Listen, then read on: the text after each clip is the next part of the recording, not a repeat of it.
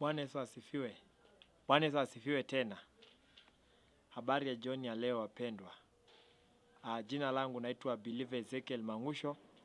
Nimeokoka, Yesu ni Bwana na ni Mwokozi wa maisha yangu. Na siku ya leo ninayo sababu tele za kumshukuru Mungu.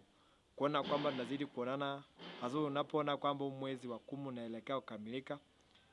Jambo la kwanza, ningependa kushukuru Mungu kwa sababu ya huu wakati ambao wanafunzi wanaenda kufanya mtihani wao, wanafunzi wa darasa la 8 pamoja na wanafunzi wa shule ya upili, pamoja na wale wanafunzi wa grade ya 6 na vile vile wanafunzi wote wa university ambao wanaenda kufanya mtihani kabla mwaka huu hujakamilika.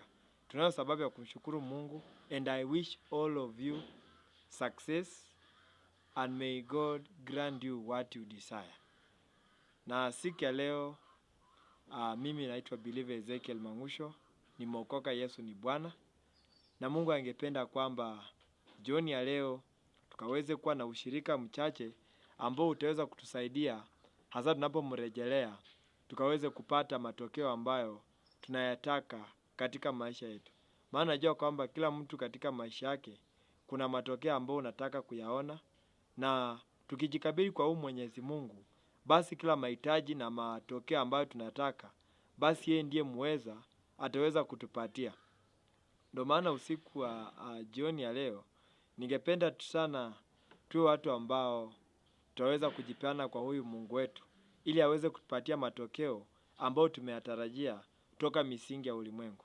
Maana hakuna mtu yeyote ambaye ako ulimwenguni humu kupoteza wakati. Kwa hivyo jioni ya leo Mungu angependa tukaweze kuzungumzia ujumbe mmoja hapa ambao utaweza kutusaidia hasa tunapoendelea kumiliki maeneo yetu, ili kwamba tukaweze kuwa watu wa kubarikiwa. Na ujumbe wenyewe ni ujumbe ambao unaitwa coming out of comfort zone. Coming out of comfort zone. Bwana Yesu asifiwe. Mungu ameweza kunijalia ujumbe ili kwamba watu wengi tukaweze kujua kwamba katika maisha haya kuna mahali ambapo Mungu anatufikisha, mahali ambapo kila kitu sasa kiko sawa, mahali ambapo sasa ung'ang'ani kupata matokeo. Ukiwa una jambo lolote unataka linasuluhishwa kwa haraka. Na hii ni wakati ambapo tu unachukua hatua ya kuondoka katika eneo la comfort zone. Bwana Yesu asifiwe. Kwa mfano tukisema ni mkulima mahala pale, kuna methali moja ya Kiswahili inasema kwamba mchumia juani hulia kivulini. Bwana Yesu asifiwe. Lakini usiku wa leo ningependa tu tuweze kuongea mambo ambayo yataweza kutusaidia kuingia katika ushindi wetu. Na katika ufalme wa Mungu, hiyo bado hiyo neema inahitajika. Hiyo neema ya coming out of comfort zone. Kwa sababu katika ufalme wa Mungu, Biblia inasema kila ambacho umepokea kina gharama ya kulinda. Inakuhitaji sana kulinda. Inakuhitaji sana neema ya kulinda kuliko kupokea. Kupokea haina gharama kama kulinda. Kwa mfano ukiwa mahala pale siku ya leo umepokezwa gari, basi hiyo gari kuna gharama ambayo itakuitisha. Kuna ile gharama ya insurance, kuna ile gharama ya repairment, kuna ile gharama ya kununua vyombo vipya ukiweka mahala pale. Kwa hivyo kulinda kitu, Bwana Yesu asifiwe. Kwa mfano watu wengi wanataka mtoto, na mtoto anapokuja, huyo mtoto huwa anahitaji kulindwa. Huyo mtoto huwa anakuja lakini anahitaji kulindwa. Bwana Yesu asifiwe. Ndio maana nimesema hata gari, chochote ambacho unapata katika ufalme wa Mungu kina gharama yake. Kina gharama ya kukipokea na kuna gharama ya kulinda. Kwa hivyo chochote ambacho unataka lazima ujue kwamba kutakuwa na gharama. Hiyo gharama lazima ukue tayari kulipa. Bwana Yesu asifiwe. Ukiwa pale mzazi ukipata mtoto, huyo mtoto atahitaji malezi. Na malezi kuna gharama ambayo utaweza kuweka ili huyo mtoto aweze kupata kila ambacho anahitaji. Na hivyo katika Mungu, hivyo ndivyo ilivyo. Unajua watu wengi tumekuwa tunakuja kwa Mungu, nasema Mungu nibariki, nipatie gari, nataka unipatie nyumba, unipatie hiki kipawa, nipatie haya mafuta, lakini hatujajua gharama yake ni gani. Lakini amua tu kuchukua hatua ya kutoka kwa comfort zone yako. Jua kwamba Mungu ako tayari kukupatia kila ambacho unataka. Bwana Yesu asifiwe. Kwa hivyo katika maisha yote, everybody must come out of comfort zone. Ili uweze kupata nguvu za Mungu, we must come out of comfort zone. Na hapo ndipo tutaweza kupata ushindi wetu. Nikianza na neno la kwanza siku ya leo, ili kwamba tukaweze kujua ni nini ambacho Mungu angependa tufanye wakati kama huu. Kwa maana Mungu hana shida kutuinua. Maana huu ni msimu Mungu anataka kuachilia mavuno katika maisha yetu. Wengi tumekuwa katika misimu ya kufunga na kuomba. Wengi tumekuwa tukitoa dhabihu zetu. Wengi wakati wetu wa kuhurumiwa umefika. Na Mungu kila ambacho anataka tumhakikishie ni kwamba sio vitu ambavyo tulikuwa tunatafuta kwake. Tulikuwa tunatafuta ushirika na yeye. Maana Mungu amesema katika hicho kitabu cha Marko mlango huo wa 8 mstari wake wa 34, mstari wa 34 mstari huo, ya kwamba itamfaidisha nini mwanadamu aupate ulimwengu mzima na baadaye apoteze nafsi yake.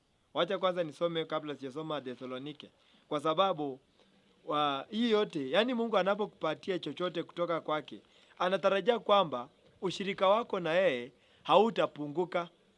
Kama ulikuwa ni mtu ulikuwa unaomba sana, anatarajia kwamba utaongeza zaidi. Kwa maana Mungu anataka anapokubariki uendelee kutoka kwa comfort zone yako. Kama ulikuwa ni mtu ambaye ulikuwa unaenda kesha, Mungu anatarajia kwamba utaongeza hata muda zaidi wa kukaa pamoja na yeye. Kwa sababu yeye anataka tuendelee kuwa na ushirika. Bwana Yesu asifiwe. Usiende kwa Mungu ni kama ile chupa ya Coca-Cola. Unapoenda kwa duka kununua hiyo chupa ni kwa sababu iko na soda. Soda inapoisha ndani, kama ni hiyo chupa ya plastiki unatupa kwa sababu soda imeisha. Na watu wengine tumekuwa natumia Mungu kama bridge ama daraja. Unapovuka basi hauna haja na Mungu. Lakini Mungu hataki hivyo. Bwana Yesu asifiwe. Angependa tumuishie maisha yetu yote, tujipeane kwake. Wacha niweze kusoma hicho kitabu cha Mark chapter 8 and verse 30. Wacha nianzie pale 33. But Jesus turned round and looked at his disciples and rebuked Peter. Get away from me, Satan, he said. Your thoughts don't come from God, but from human nature. Then Jesus called the crowd and his disciples to him. In verse 34. If anyone wants to come with me, he told them, he must forget himself, carry his cross, and follow me. For whoever wants to save his own life will lose it. But whoever loses his life for me and for the gospel will save it.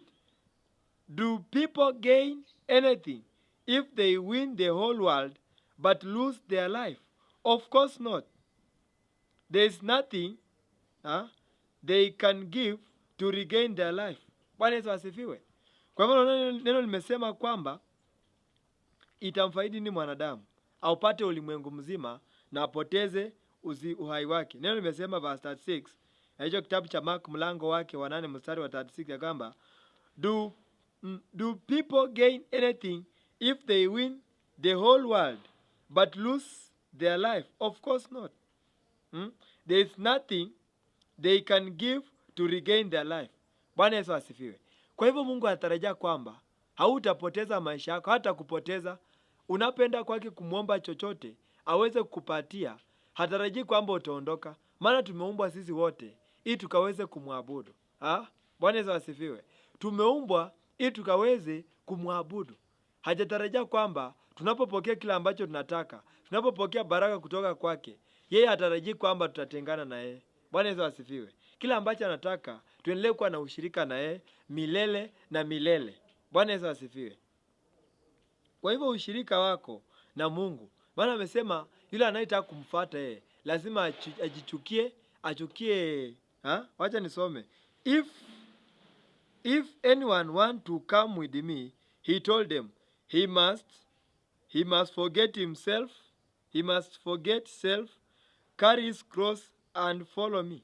Kwa hivyo tunapotaka kumfata Kristo, kila ambacho nahitajika ni tuweze kutoa mizigo yote, tuweze kutoa maisha yetu na tuchukue msalaba wetu tumfuate. Msalaba ni kusulubisha tamaa zetu. Bwana Yesu asifiwe. Ndipo tuweze kumfuata Kristo. Kwa hivyo ina demand tuweze kujitoa, maana hakuna kila ambacho tunaweza pokea kama tutaweza kujipana kwa hiyo Kristo.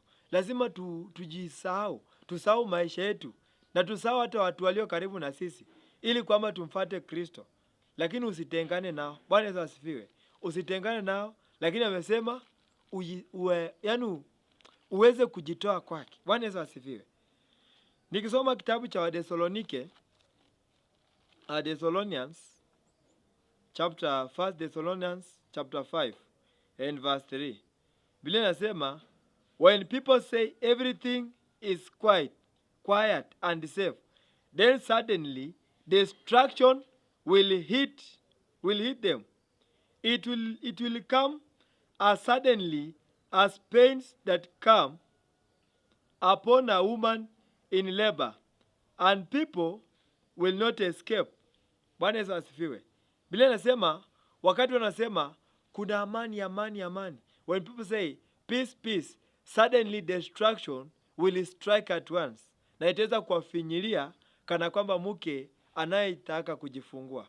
Kwa hivyo mpendwa, unapobarikiwa na Mungu, haufai uondoke maeneo yako ya kumtegemea Mungu. Unapobarikiwa, Mungu atarajia kwamba utaendelea kujitoa kwake zaidi. Maana niwaambia kwamba sisi wote tumeumbwa, na hizi baraka zinapokuja katika maisha yetu ni ili kwamba tukaendelee kumtegemea Mungu, tukaendelee kumwabudu yeye. Kwa maana Mungu hakutuumba tuwe watu wa kuombea shida. Mungu alituumba tuwe watu ambao tunamwabudu. Tujitoe kwake, tuendelee kumtumikia yeye. Anapokuinua, anakuinua ili upate wepesi wa kumtumikia. Bwana Yesu asifiwe. Kwa hivyo Mungu anapokuinua, kuna jambo ambalo unafaa ujue sana, ya kwamba hutaondoka kwake. You shall continue to remain at his feet. Utaendelea kuabudu, utaendelea kumtafuta, utaendelea kumfuatilia. Hautaachana na yeye kwa sababu ya kila ambacho umepata. Nikisoma kitabu cha Proverbs 23 and verse 5. Biblia inasema wakati watu wanabarikiwa na waanze kutoa machao kwa Mungu, waanze kuangalia utajiri, basi utajiri huwa unamea mabawa. Bwana Yesu asifiwe. Sijui naongea na nani siku ya leo. Unaweza kuwa mahala pale maisha yako pale mwanzoni ulikuwa na maisha mazuri, maisha ambayo hayakuwa na masumbuko. Lakini wakati ambapo ulibarikiwa, biashara zako zikafanya vizuri, ukaona kipawa kinaanza kulipa, baadaye ukaondoka katika eneo la kumtumikia Mungu, na baadaye kipawa kikaanza kukufa pole pole. Maana shetani wakati wote anakuinda ili akunyang'anye kila ambacho amekupatia. Ndio maana nasikia katika kitabu hicho cha Wakorintho wa kwanza mlango wa 10 mstari wake wa 12, ya kwamba yule ambaye amesimama aangalia asianguke. Bwana Yesu asifiwe. Na katika ufalme hii, ili uweze kusimama usianguke, ni wakati ambapo hata kama umebarikiwa, you continue to put your eyes on Jesus. Unaona mtu kama Petero katika Biblia, aliweza kuanza kuzama wakati alipoanza kuondoa macho yake katika Kristo. Lakini Mungu angetaka ya kwamba tunapoendelea kuinuliwa, tuendelee kuweka macho yetu kwake. Bwana Yesu asifiwe. Nikisoma hicho kitabu cha Proverbs chapter 23 and verse 5. Neno nasema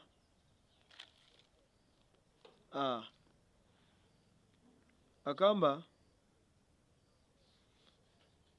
marado sadiaka. Proverbs.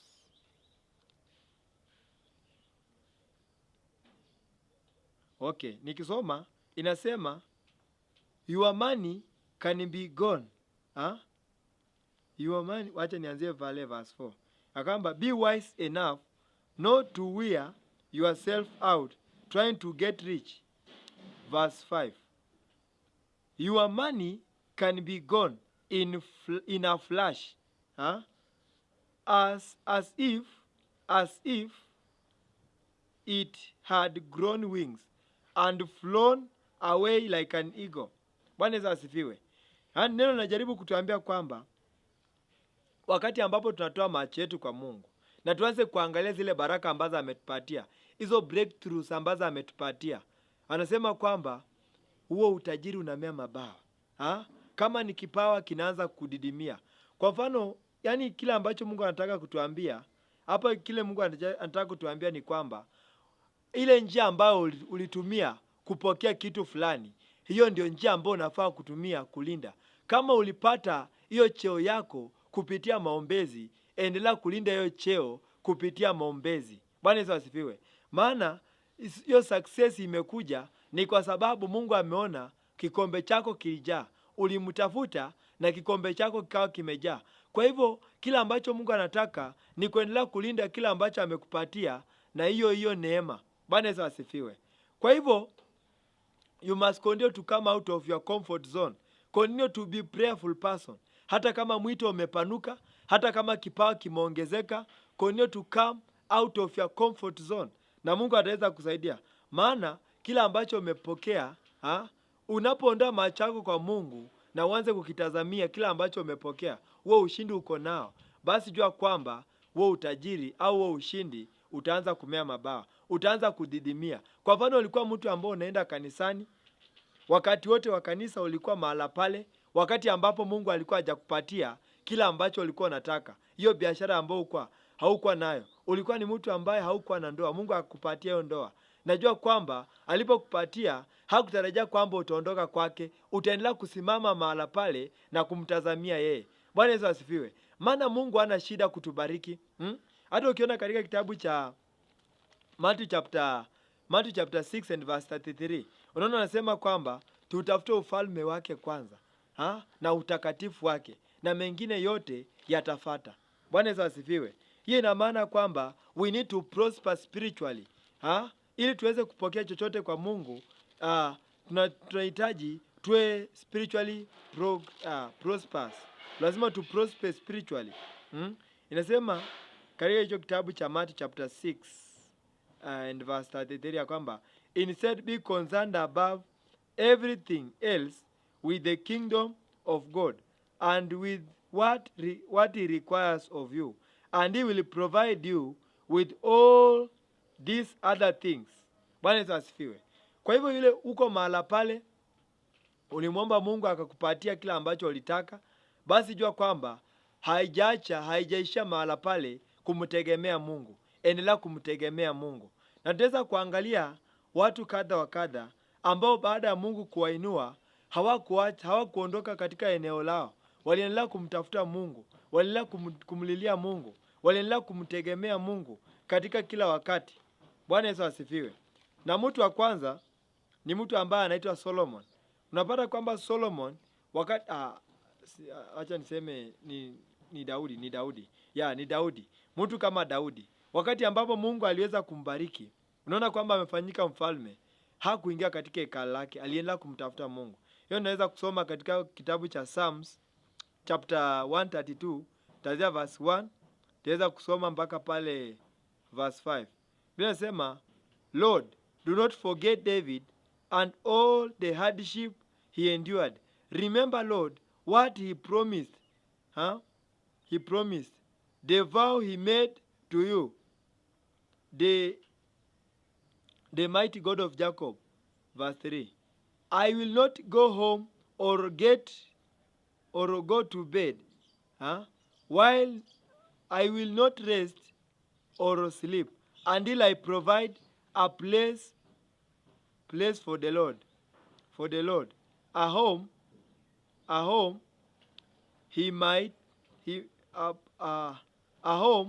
for the mighty God of Jacob. Bwana Yesu asifiwe.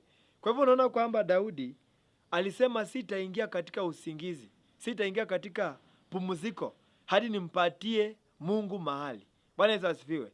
Yaani haijalishi katika ulimwengu huu Mungu amekupatia nini, haijalishi Mungu amekubariki na nini katika ulimwengu huu, continue to seek him, continue to find a place for him, ya kwamba yeye hatapunguka katika maisha yako. Utaendelea kumtafuta, utaendelea kumuinamia, utaendelea kwenda kwake kwa magoti, Ukiangalia hata katika dini zingine, dini kama dini zingine ambapo unaona mtu amefanikiwa lakini bado anaabudu. Wakati wake wa kuabudu unapofika, yeye hana kitu ambacho anaweza linganisha na kuabudu. Wakati wa kuabudu amesema huo ni wakati wa kuabudu, na hiyo masaa ikifika anaenda. Bwana Yesu asifiwe. Lakini Wakristo sijui kwa nini haijakuwa sawa na sisi. Unapata mtu anaweza sacrifice muda ukaa uweponi wa Mungu, afanye mambo yake. Anasema wacha nifanye jambo fulani kwanza. Lakini Mungu angependa kwamba anapokufanikisha, huo wakati uliokuwa nao wa kujitoa kwake, you continue to offer yourself kwake, ili kwamba aendelee kukupigania vita. Bwana Yesu asifiwe. Maana unasikia Daudi anasema, I will not go home or go to bed. I will not rest or sleep until I provide a place for the Lord. Home for the mighty God of Jacob. Bwana Yesu asifiwe. Kwa hivyo siku leo nakuomba mpendwa, ya kwamba wewe utakuwa na uwezo wa kuondoka kwa comfort zone yako hata baada ya Mungu kufanikisha. Unapokuwa na mashaka yameinuka, uko na amani, kila kitu kinaendelea salama, kwenye benki yako kuna kila kitu. Bwana Yesu asifiwe. Kwenye friji kuna kila aina ya chakula unachohitaji kula, magari uko nayo unaweza badilisha kama nguo. Bwana Yesu asifiwe. Mungu anatarajia kwamba you shall continue to have a place for him. Maana kuna shimo katika moyo wetu ambalo hilo shimo haliwezi likazibwa na chochote kile. Ina maana kwamba continue to put God first. Hata kama amekufanikisha, continue to put him first. Ya kwamba you shall continue to inquire from him every step ambao unataka kusonga. You shall continue to inquire from him. Utaendelea kumtegemea yeye, hautamwacha. Bwana Yesu asifiwe. Utaendelea kupiga magoti yako, utaendelea kuomba, utaendelea kumtafuta. Ya kwamba hutafanya maamuzi vile ambavyo akili yako inakuongoza. Bwana Yesu asifiwe. Na tunaweza angalia mtu mwingine ambaye aliweza kuondoka kwa comfort zone, ni mtu ambaye ni Mordekai pamoja na Esther. Na nitaweza kusoma kitabu cha Esther chapter 4, Esther chapter 4 and verse 1. Nasema, when Mordekai learned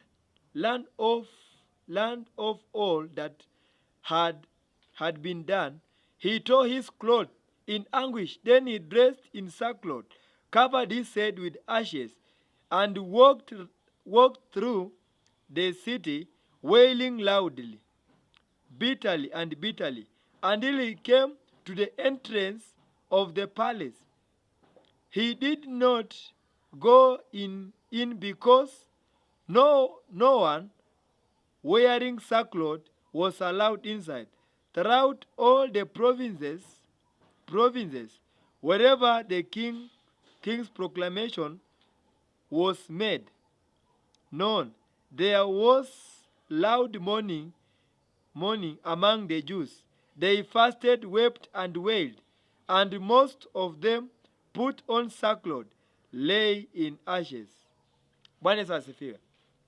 Kifupi tu, huu ni wakati ambapo Hamani alikuwa ameenda kumprovoke mfalme wa hiyo inji ya Suswa.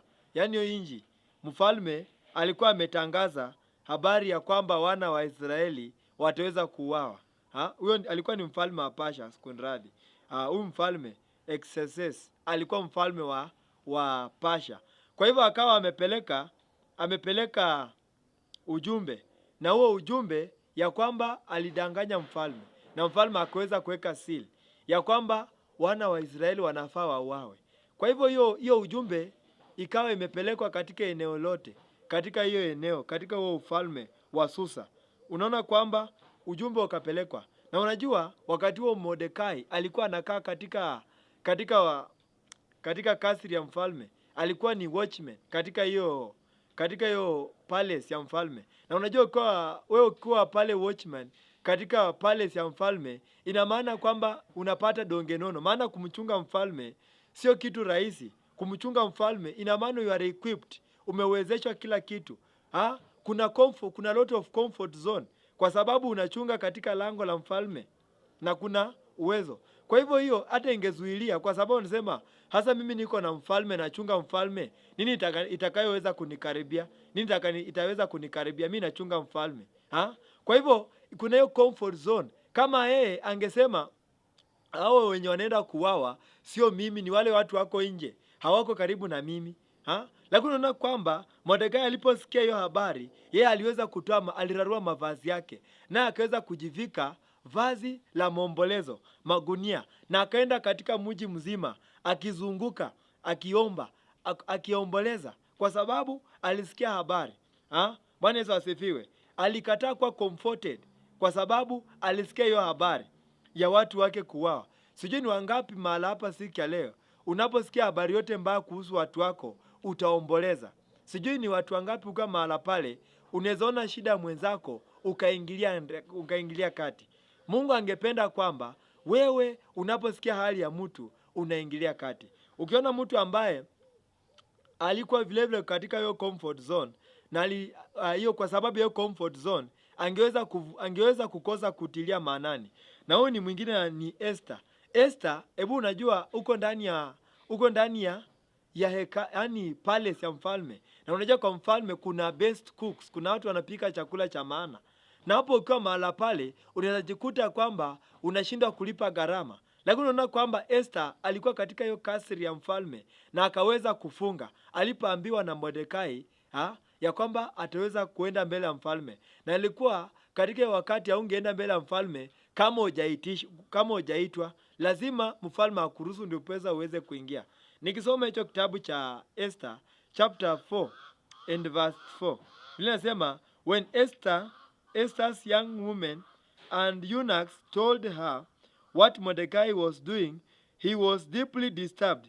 She sent Mordecai some clothes to put on instead of sackcloth, but he would not accept them. Hiyo ni kama Mordekai anajaribu kusema kwamba alikataa comfort zone, kuvaa mavazi mazuri. Akaamua kukaa katika yale mavazi ya magunia akiomboleza kwa sababu ya watu wake. Bwana Yesu asifiwe. Nikiendelea pale verse 5 nasema, then she called Hatad, one of palace eunuchs, appointed as her servant by the king, and told him to go to Mordecai and find out what was happening. And why Hathach went to Mordecai in the city square at the entrance of the palace, Mordecai told him everything that had happened to him and just how much money Haman had promised to put into royal treasury if the Jews were killed. He gave Hathach a copy of the proclamation that had been issued in Susa ordering the destruction of the Jews.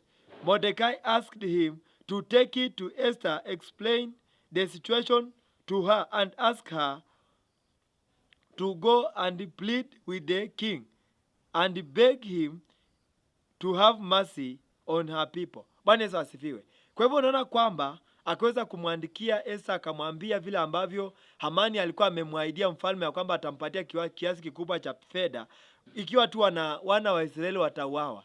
Lakini unaona kwamba anasonga mbele, akamwambia kwamba aende kwa mfalme, amwambie mfalme ya kwamba awe na huruma juu ya hao wana wa Israeli, ya kwamba hawataangamiza. Bwana Yesu asifiwe.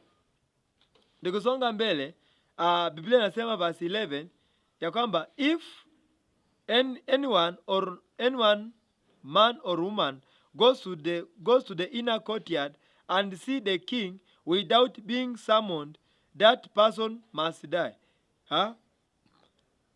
That is the law. Everyone from the king's advisors to the people in the provinces know that there is only one way to get round this law. If the king hold out his gold scepter to someone, then that person's life is spared. But it has been months since the king sent her proclamation. Bwana Yesu asifiwe. Kwa hivyo ukaona kwamba akisema kama mfalme hata inua hiyo fimbo yake ya ufalme na akunyoshe, basi wewe jua kwamba wewe ni mtu wa kuangamizwa. Unapenda mbele ya mfalme kama hujaitwa. Lakini unapoonyeshwa hiyo fimbo, basi inamaanisha kwamba umekubalika. Kwa hivyo Esta akaambiwa kwamba lazima aende kwa mfalme, maana akaambiwa kwamba unajuaje kama ni Mungu amepanga wakati kama upatikane wakati huo. Hiyo nitaweza kusoma verse 14 inasema, if you keep quiet at a time like this, help will come from heaven to the Jews, and they will be saved, but you will die, and your father's family will come to an end. Yet who knows, maybe it was for time like this that you were made queen. Kwa hivyo unaona kwamba akaambiwa kwamba pengine ni Mungu amepanga wewe Esta upatikane katika hiyo ikulu, na usipofanya jambo lolote kuokoa watu wako wa Israeli, Mungu anatafuta msaada mahala pengine, lakini wewe na jamii yako utaangamia. Kwa hivyo wewe unapokuwa na wakati wa kusimama katika pengo kuokoa maisha ya mtu, jua kwamba unahitajika ufanye hivyo, kwa maana Mungu anaweza tafuta msaada mahala pengine, lakini wewe ukachukulia hatua. Kwa hivyo mpendwa, unahitajika kutoka kwa comfort zone. Mtu kama Esther aliweza kushinda nguvu ambazo zilikuwa katika ufalme, akaondoka kwa comfort zone na wana wa Israeli wakaokolewa. Maana aliingia katika kufunga na kuomba. Sio rahisi kufunga mahala ambapo kuna utele, sio rahisi kufunga mahala ambapo katika ikulu, katika comfort zone umefanikiwa. Jua kwamba Mungu anataka uendelee kujitoa zaidi na zaidi kumtafuta hata unapokuwa katika comfort zone. Maana watu wengi wanashindwa kulipa gharama wakati wako katika comfort zone, wakati wamefanikiwa, wakati kila kitu kiko sawa. Lakini Mungu angependa wapendwa tukaendelee kujitoa zaidi, tukaendelee kuondoka katika comfort zone zetu, tukaendelee kumtafuta. Kwa hivyo mpendwa, you must continue to come out of comfort zone. Kama ulikuwa unafunga na biashara imefanikiwa, endelea kufunga. Kama ulikuwa unatoa dhabihu na biashara imefanikiwa, endelea kutoa. Kama ulikuwa ni mtu ulikuwa unasaidia watu na maisha imefanikiwa, endelea kufanya hivyo. Kama ulikuwa ni mtu ambaye ulikuwa unaombea watu wenye shida na Mungu amekufanikisha, endelea. Kama ulikuwa ni mtu ambaye haujafanikiwa lakini Mungu amekufanikisha, continue to focus on God. Hata kama kuna ufanisi umekuja kwako, continue to focus on him. Usiondoe macho yako kwa Mungu ukaangalia kila ambacho amekupatia. Maana unapopatiwa hicho kitu na uondoe macho yako kwake, basi hicho chenye umepata utaona kitamea mabawa na kitaondoka. Kuna watu walikuwa na mali, lakini walipoondoa macho kwa Mungu, kiburi kikawaingia. Kilipowaingia, basi wakapoteza kila ambacho walikuwa nacho. Bwana Yesu asifiwe. Naomba kwamba siku ya leo Mungu atukomboe. Ya kwamba siku ya leo hatutaondoa macho yetu kwake. Tutaendelea kumwangalia yeye. Anapotuinua tunamwangalia yeye. Tunapoona kwamba tumeenda kiwango kingine, tunamuinua yeye. Tunaendelea kumwangalia yeye. Tunaendelea kunyenyekea kwake. Maana amesema, humble and I will lift you up. Na ukijiinua yeye anakushusha. Bwana Yesu asifiwe. Kwa hivyo mpendwa, Mungu angependa kwamba tukaweze kuwa watu ambao we shall continue to